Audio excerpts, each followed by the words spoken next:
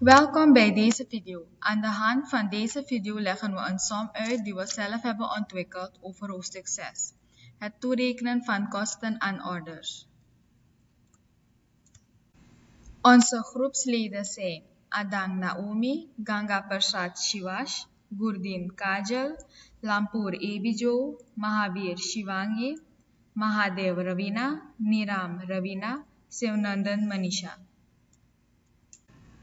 Hoofdstuk 6. Het toerekenen van kosten aan orders. Dit hoofdstuk gaat over het toerekenen van directe en indirecte kosten aan orders. Directe kosten aan orders. Er zijn twee kosten toe te rekenen aan deze orders, namelijk de directe fabricage en de verkoopkosten. Directe kosten zijn kosten die direct toe te wijzen zijn aan een product of dienst van een onderneming en worden ook wel direct cost genoemd. Enkele voorbeelden zijn materiaal en grondstoffen. Bij directe kosten boeken we directe fabricagekosten vanuit rubriek 4 rechtstreeks naar rubriek 6.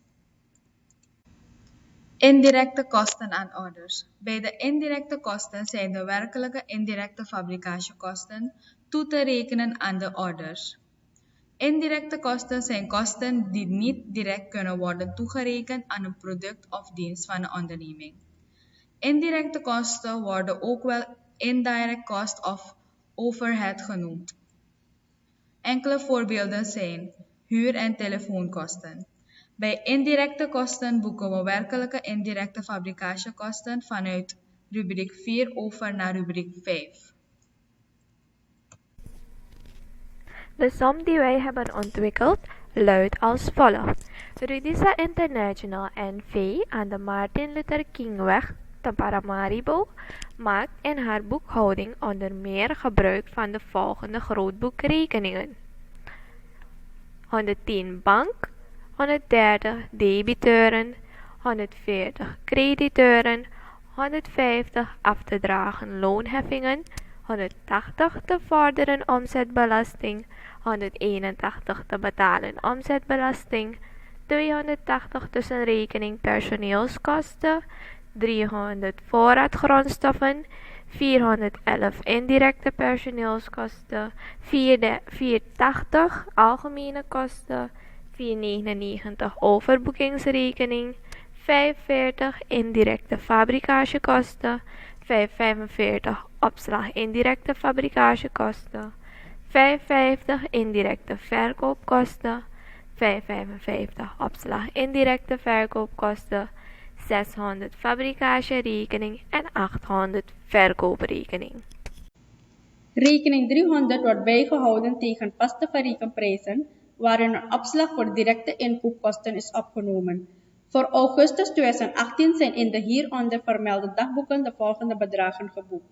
De som die we hebben ontwikkeld bestaat uit punt A en punt B. Punt A luidt als volgt: maak de journaalposten van de volgende dagboeken. Onze eerste journaalpost is een bankboek. Hier zien we de ontvangsten en uitgaven van de onderneming.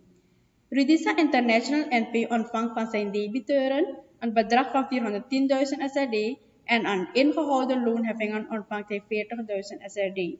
We gaan de ontvangsten eerst journaliseren. De journaalpost luidt als volgt: debiteuren.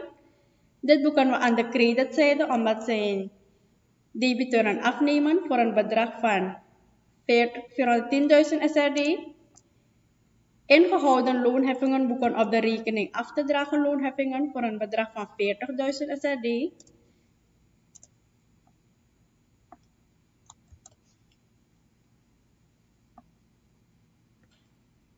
Samen neemt zijn bank toe met een 410.000 SRD plus 40.000 SRD, komt hij op 450.000 SRD. De eerste journaalpost gaat verder. De uitgaven zijn betaald aan crediteuren een bedrag van 135.000 SRD. Aan af te dragen loonheffing betaalt hij 40.000 SRD. Aan bruto lonen betaalt hij 160.000 SRD. Algemene kosten 15.000 SRD.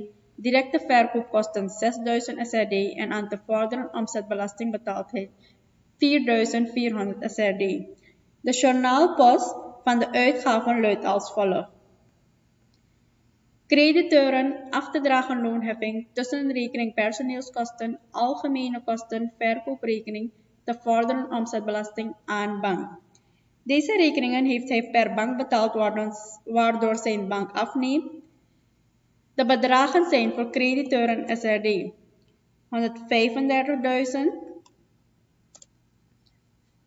Aan af te dragen loonheffingen betaalt hij een bedrag van SRD 40.000.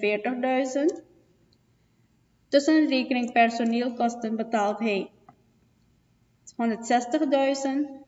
Aan algemene kosten betaalt hij een bedrag van 15.000.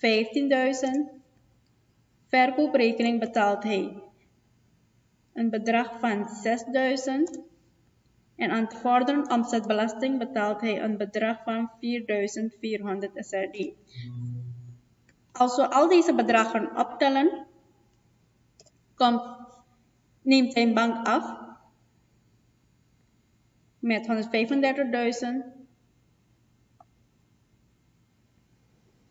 met 135.000 plus 135.000 plus 40.000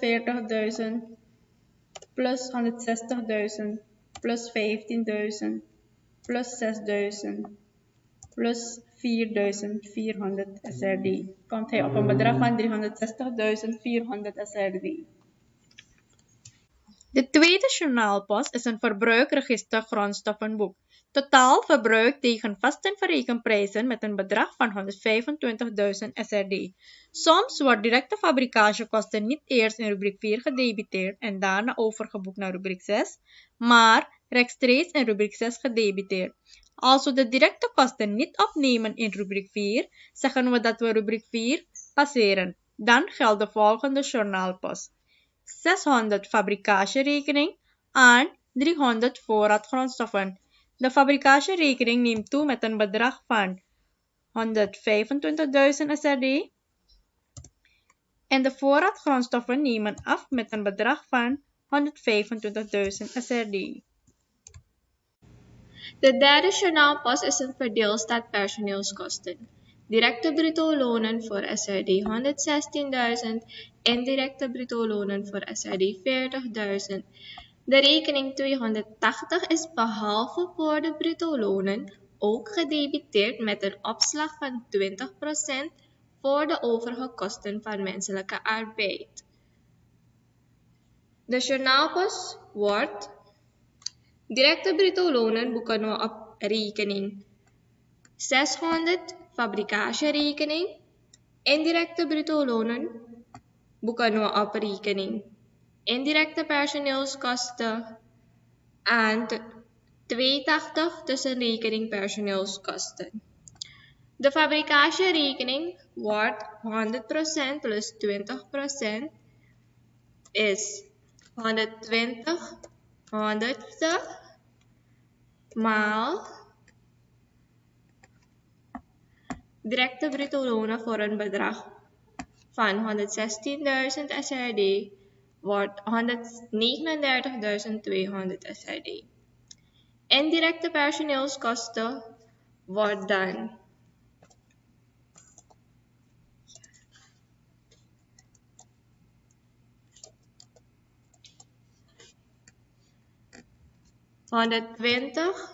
honderdste maal 40.000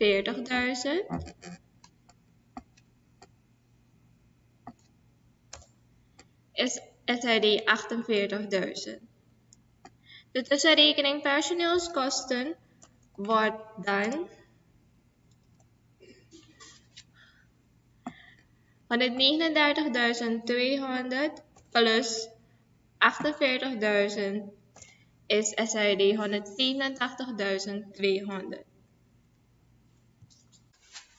De vierde journaalpost is een verdeelstaat indirecte kosten. Indirecte fabrikagekosten met een bedrag van 65.000 SRD en indirecte verkoopkosten met een bedrag van 40.000 SRD. Als we de werkelijke indirecte fabrikagekosten en de verkoopkosten vanuit rubriek 4 overboeken naar rubriek 5, geldt de volgende journaalpost.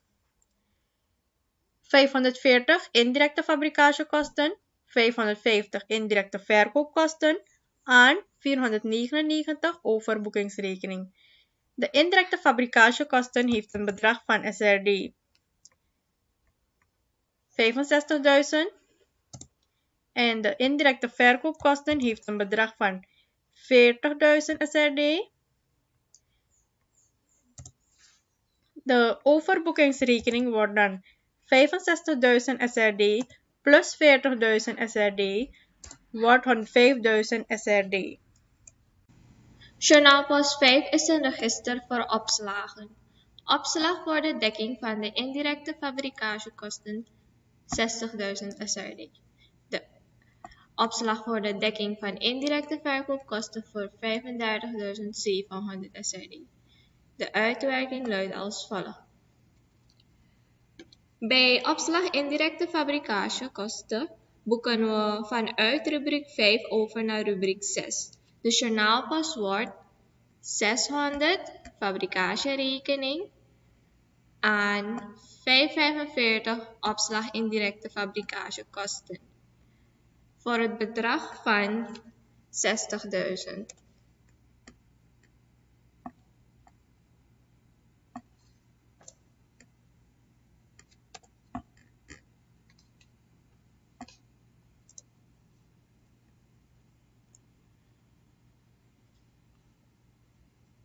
En bij opslag indirecte verkoopkosten boeken we vanuit rubriek 5 over naar rubriek 8 met de journaalpost 800 verkooprekening voor SRD 35.700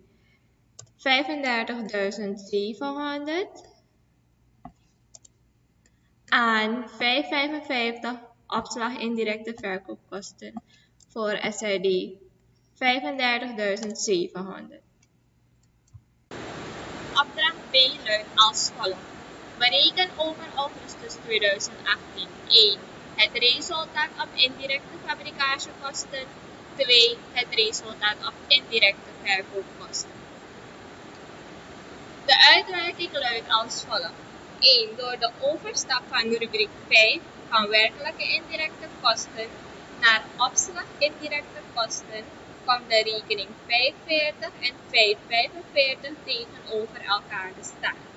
En het verschil is het resultaat.